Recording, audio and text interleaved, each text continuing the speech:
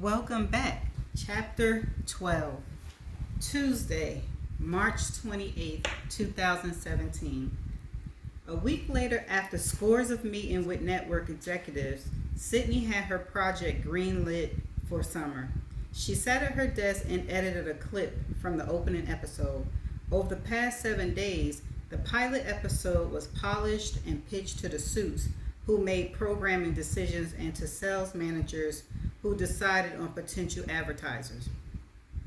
In-house, there was a general sense of excitement about the documentary and for the real-time format.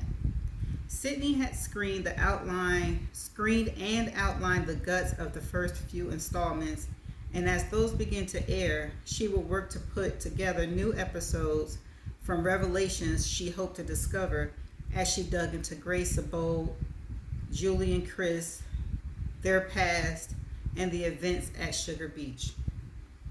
The anticipation over what she might turn up was the genesis of the buzz within the network and the source of angst Sydney felt in her stomach.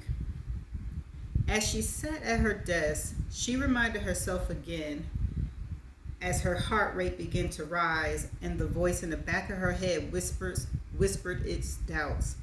She didn't have to show the audience who killed Julie and Chris. She just needed to present coherently the possibility that it wasn't Grace Abold. The edit suggestion Sydney was working on came from Ray Sandberg, who didn't have a creative bone in his body, but who felt the need to tweak the pilot before he wrote a check. Before Sydney could disagree with Ray's suggestions, Graham Cromwell had given Sydney a discouraging head shake during the meeting that told her everything she needed to know. Say yes to the edits in order to get the documentary off the ground. Graham's subtle gesture was a reminder that Sydney was not creating a documentary to be opinion for distribution, but was instead kowtowing to network executives to get her project approved. If she could hurdle this initial obstacle, Graham promised she'd have more creative control going forward. And so, with a broad smile, Sydney has spent the morning with the administrators, sales managers, and general bureaucrats of the network's news division, listening to suggested edits to the pilot episode of The Girl of Sugar Beach. And now, after these final tweaks, the documentary maiden episode was slated to air in the beginning of June. The summary she had screened in the media room a week before had enough content for 4 one-hour episodes. Sydney's goal over the next couple of weeks was to find enough material and new and relevant evidence for the next 4 installments, and then somehow create a conclusion that would span the final 2 episodes and turn up enough proof to show that Grace Abold is not as guilty as the world believes. It was a tall task, and not for the first time, Sydney considered that she had bitten off more than she could chew. And there lay the dilemma of trying to break into the industry. When your pitch is so strong that people like Dante Campbell start to believe in you, along with their confidence comes the pressure to deliver. Today, after a year of reviewing Grace Abold's case and reading the hundreds of letters she and Ellie had written her, after researching, interviewing, and creating the rough cuts of the opening episodes, and after her official pitch, Sydney was no longer chasing this project. The documentary was a go. Now she was chasing relevance. Now it was time to deliver. Her first deadline felt like a tightening noose around her neck, which was why, when she looked up from her computer to see Luke Barrington stroll into her office, she let out a loud sigh. What do you need, Luke? It looks like you need more than I do. You need a story, and I'm not sure you have one. The bear's voice echoed off the walls of her office. Thanks for your concern. I'll manage. Do you? Do I what? Have a story. Yes, Luke, I have a story and work to do, so. You know, Luke said. Sydney heard his deep, fake voice begin as if he were imparting some piece of wisdom to his audience. This thing of yours, this crusade to help victims of wrongful conviction, it's noble. It's quite niche, but is it sustainable? Is it what? Sustainable. Can you make a career out of it? You see, my career is the news, politics, which has forever been and will forever be.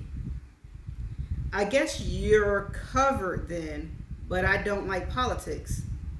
I'm not worried about my career. Sydney smiled. Don't worry about mine either, Luke.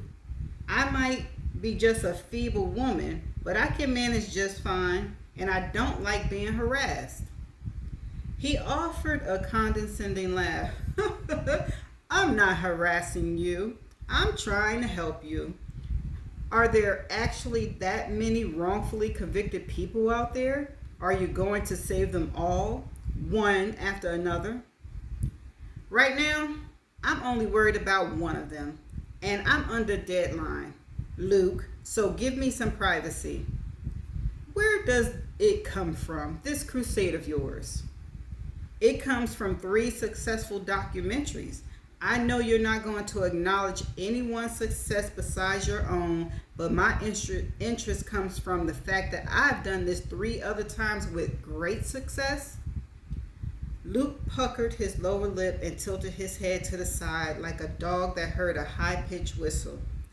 I'd classify the success as moderate more than great, but that's neither here nor there. And I was only asking to discover your influence. Many people ask me mine. Sydney went back to her edits without taking the bait. You seem like you're busy. I'll let you get back to work. Perfect, Sydney said. If you need any advice, let me know. This caused Sydney to smile. Look, you've never made a documentary series in your life. Even though you slapped your name on the one I created for the network last year, why would I ask you for advice? Now Luke smiled. Not on how to make your documentary, sweetheart, but perhaps you'd like advice on how to find an audience. I'm quite versed at that. Sydney rolled her eyes and went back to her computer as the bear mercifully left her office. Even after he was gone, she could hear his plangent voice reverberating in the hollows of her office. Where does it come from, this crusade of yours? She went back to her editing but forgot what she was attempting to accomplish in the current clip. Damn it, she said as she pushed the laptop aside. She glanced to the edge of her desk where a long envelope rested. She had been avoiding it since it arrived 2 days before. Finally, she reached for it and tore it open, pulling out the letter, which was creased sharply in thirds. When she unfolded the page, a small square of tissue paper rested inside, also folded neatly. Sydney paused at the discovery, examining the pouch before carefully pulling apart the tissue. When she did, several crescent-shaped fingernail clippings fell onto her desk. She dropped the tissue and let out a long, defeated breath. For Christ's sakes. That's the end of chapter 12. Oh my, who fingernail clippings is this? Did Grace mail those to her to have her fingernails tested? Not after 10 years, ain't no way. But who fingernail clippings is it? I guess we shall find out. I'm going to have to see y'all in the next chapter. Bye.